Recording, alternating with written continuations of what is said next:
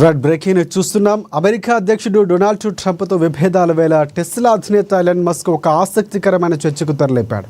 కొత్త రాజకీయ పార్టీ ఏర్పాటు గురించి ప్రస్తావించిన ఆయన తాజాగా దీనిపై తన ఎక్స్ మాధ్యమంలో ఓటింగ్ నిర్వహించారు. ఆసక్తికరంగా 80% మంది దీనికి అనుకూలంగా ఓటు వేశారు. ఈ క్రమంలోనే ది అమెరికా పార్టీ అంటూ ఆయన చేసిన పోస్ట్ ఇప్పుడు చర్చనీయాంశంగా మారింది.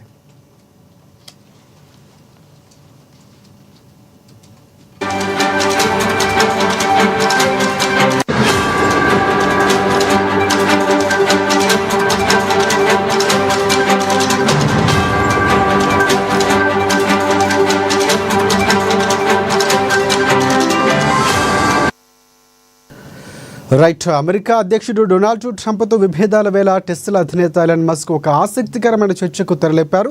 కొత్త రాజకీయ పార్టీ ఏర్పాటు గురించి ప్రస్తావించిన ఆయన తాజాగా దీనిపై తన ఎక్స్ మాధ్యమం ద్వారా ఓటింగ్ నిర్వహించారు.